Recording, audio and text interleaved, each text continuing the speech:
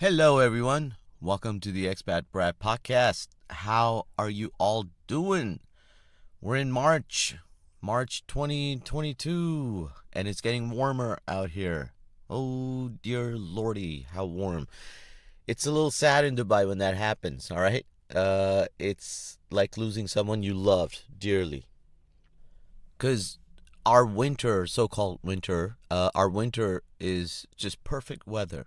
It's nice and chilly, and you can walk outside, and then bam, one day it starts getting warmer here, and you have to start doing stuff inside malls. Okay, that's your only option out here is to stay inside malls, and there are plenty of malls. The whole city is covered in malls.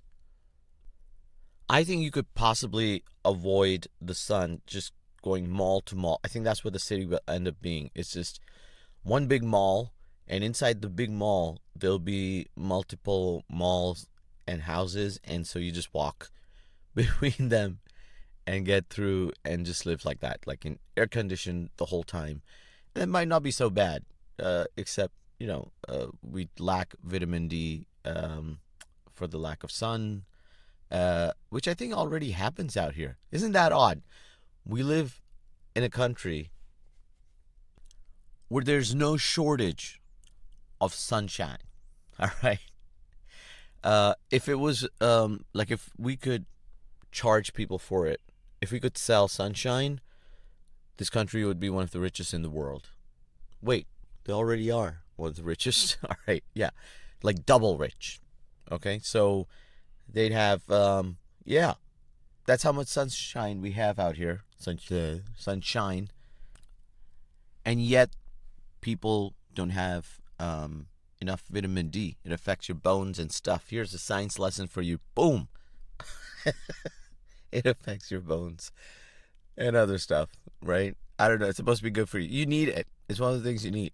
And here we are in Dubai where people don't have it in spite of having all the sunshine and outdoorsy stuff we should be doing. I don't know. Maybe it's something to do with the lack of food. I don't know. But this is a primary thing. Like, we should be able to get out and get your fill of this one free thing. If it was if it was something that was found in high-end sushi, I don't know, right? And you could only get it in an expensive restaurant. I get why people have a deficiency in vitamin D, right? It's like not everyone can afford and go get it. But instead, it could possibly be easy to do if we could just step out of the house and not get burned in 2 seconds. All right. So I don't know. Like, I got to figure out how long I can stand in the sun to get my fill of vitamin D before I get cancer from too much sun. Like, you put sunblock, and then I don't know. There's this fine balance we got to find to be able to live healthy. All right. And I'm sure the diet has something to do with it. I don't know. But this is like, I feel like this is like a fish saying, I'm not getting enough water from my gills, and it lives underwater. Something like that. I don't know. That's how it sounds to me about this whole situation. But here we are, and that's what's going on with the world, the crazy world we live in. But it's much more crazy outside. I've talked about this before, man. But this Russia-Ukraine war, it's what a bust up. Yeah. I just realized, like, it doesn't matter what happens now. Ukraine has been bombed to, like, it's gonna take them years to recover. It's like watching someone be force fed fast food for 5 years, and then you're like, okay, I'm gonna let you live your life now, and they're not gonna be okay overnight. That damage is gonna be there for a while. Speaking from experience. Speaking from a point of view of someone trying to. It's so crazy. Like, I'm starting to lose a little bit of weight, but I also measure my tummy, all right? The reason I do that is because I read somewhere that's the real indicator of your health, your waistline. Because I guess all this bad shit stuff just clogs around it. And it is interesting because even though I've lost a couple of kilos, it's really hard to lose inches around my tummy. That's the crazy bit. It's easier, you know. Nature has been funny with us. For men, we can lose hair like that, but we can't lose inches around our tummy easily. It's kind of unfair, isn't it? It's really frustrating, and that's what I've been experiencing. It's crazy. Like, how do you? I'm starting to think maybe those videos, those old ads that used to come on about belly busters. I'm sure they still do. I just don't watch it anymore, or they don't. Now that I've talked about it, I'm sure I'm going to start seeing ads. In the next podcast, I'll reconfirm this if I remember. It'll be reconfirm because I've talked to you guys about belly busters. I'm going to start seeing ads about ab workouts and machines that magically turn your big fat belly into 6 abs, right? Like, we should just get something that just presses your tummy down. Voomp. In the future, there probably will be something like that, like a pill, pop it, and lock it. Lock your abs into 6 abs. That kind of thing. How many abs do you want? We got 6 abs, 8 abs, 12 abs. What you got? What do you want? What's gonna look good, sir? You're short. You can only have 6 abs. 8 abs is gonna look like you don't have a chest then, and it'll creep into your nipple area. That's where we're headed. I'm telling you, when someone comes out with this product, y'all will be like, oh my God, someone told us. So, dude, this I'm not gonna lie, this month already started off crazy, isn't it? It's 2 Australian cricketers died, both legends, and just days apart. It was crazy. If you don't watch cricket, that's cool. It's a very convoluted set of rules. They should do a Netflix documentary or someone should do a YouTube. I don't know what might be more fun, but like someone trying to understand cricket, or a couple of people trying to understand cricket. They travel to all the cricket countries and try to speak to people and go, all right, so okay, how do you score? Is it like football, basketball? You go, yeah, there are multiple ways to score. All right, you can get 1 run, 2 run, 3 runs, 4 runs, 6 runs. And you're like, okay, cool. It's like basketball. You got a 2 and 3. No, multiple ways. and then just all the positions, just describing them. Just, I don't know. It's a very tricky sport to learn. And you know what I admire about Americans is they took cricket, took it to America, and turned it into an even more complicated sport called baseball. Because we run between 2 bases essentially in cricket, and these guys went, nope, not enough bases. We're in America. We go bigger. Put on 2 more bases, and now we're talking. All right. Anyway, it would make a great series. I think you could even go with the angle of it being funny, or you could do it as this serious, dramatic, like, how everything is darker and grittier nowadays. Like a grittier version of a cricket series on Netflix, where people are, trying to learn cricket and their life depends on it. Some kind of angle like that. I don't know. Sick of everything. Fresh Prince of Bel-Air. Gritty. Can't. And, that says, and some people praise it. Fine. I have a problem with people thinking comedy can't get through real pain and real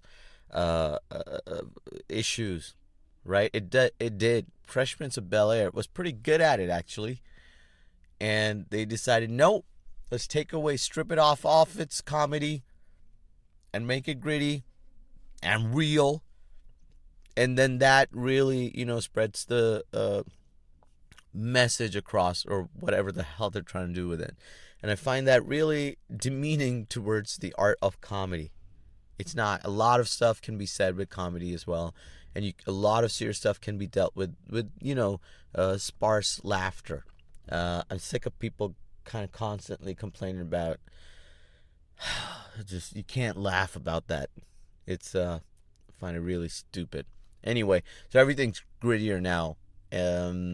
So they should just take documentaries that were serious and turn them into comedies. We should fight back. Comics should fight back. Take everything serious and turn it into a comedy. And so we'll have a Batman that's lighter. We'll start by turning on all the lights in the Batman mansion. The new one is just so dark. I think the next progression of the Batman movie will be just a black screen, right? And just a few sounds here and there every so often. A few grunts by Batman, oh, Batman, and then a few punches by Joker or whatever, and the Joker would probably still win an Oscar for it. I don't know. Uh, yeah, that's how it's going. That's the next phase, evolution of Batman. I heard they've gone with Keanu Reeves. I didn't read that properly. Kind of just glanced at it halfway as I was falling asleep last night, and I'm not sure why they're changing. There are too many changes in the Batman, man. What about a run for Robert Pattinson? I thought I haven't watched it yet, but I heard he had done well. Anyway, Keanu Reeves, maybe they just blend Matrix and Batman, and then they destroy Batman by making it a bit like Matrix, colorful but devoid of music, and sorry, not music, but lightheartedness. And then you have two bad movies, which is dark and gritty, but like in colorful shots. that's that's the new next Batman movie. I don't know. So think about my idea, guys. If you're a comic out there, take a couple of documentaries, take serious films, and turn them into comedies. I'm like Batman. What else? Anything. Just take anything. Take the movie Seven. You remember that one? Real great Brad Pitt film. Morgan Freeman about these. That's gruesome. What a gruesome film, but what a really well done movie, by the way. If you're young and you haven't watched that film, go watch it. It's disturbing. Here I am shitting on gritty, dark films, but that's an original, right? So it's not like it was a movie and then it was turned into a gritty, dark version of it. It's a great film on its own, but watch it before we comics destroy it and turn it into Seven, from Seven to Seven, and it's just a bumbling fool killing people according to some Bible stuff and just destroy the movie. Uh, I was trying to talk about Shane Warne and Rodney Marsh, man. Well, maybe that's it. They died, and that's why there's dark thoughts in my head. But it's sad, you know. You know what's really sad about it, apart from the fact that Shane Warne was really young. He was 52, man, and that's kind of scary. Of a heart attack. I think both of them died of a heart attack. Rodney Marsh kind of lived his life, but not really that old, you know. And for two athletes to die that young, scary.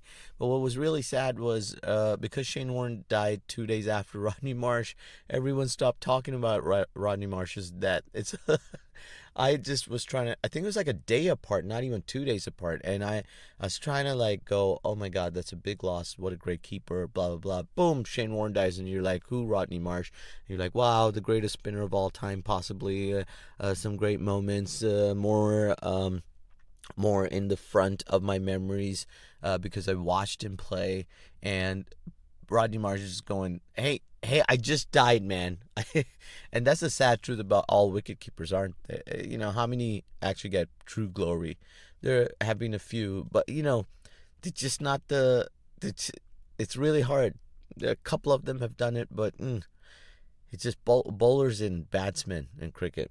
Just get all the attention. And so there you go. I felt bad for him, man.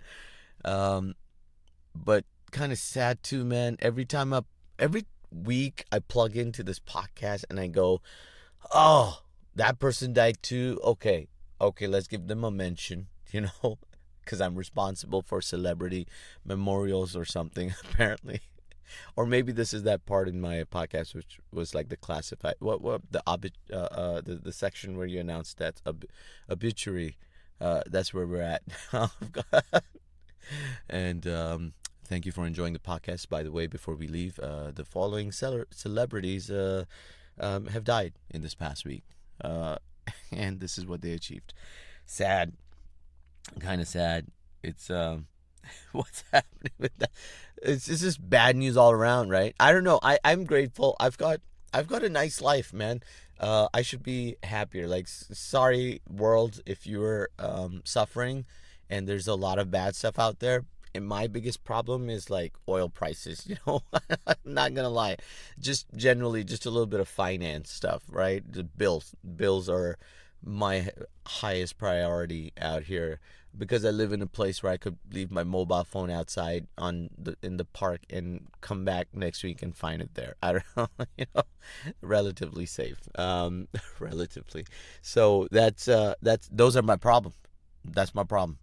All right, not just worrying about running out of milk for my kid and having to go down to the 24-hour supermarket down my house, 2 minutes walk, having to bring that stuff back. That's the kind of stuff I'm dealing with. Okay, I got my own problems. Okay, my life is tough. All right. Um, if you're lucky like me, then just be grateful today, and have a great week ahead, guys. I'm off to the gym to lose this belly.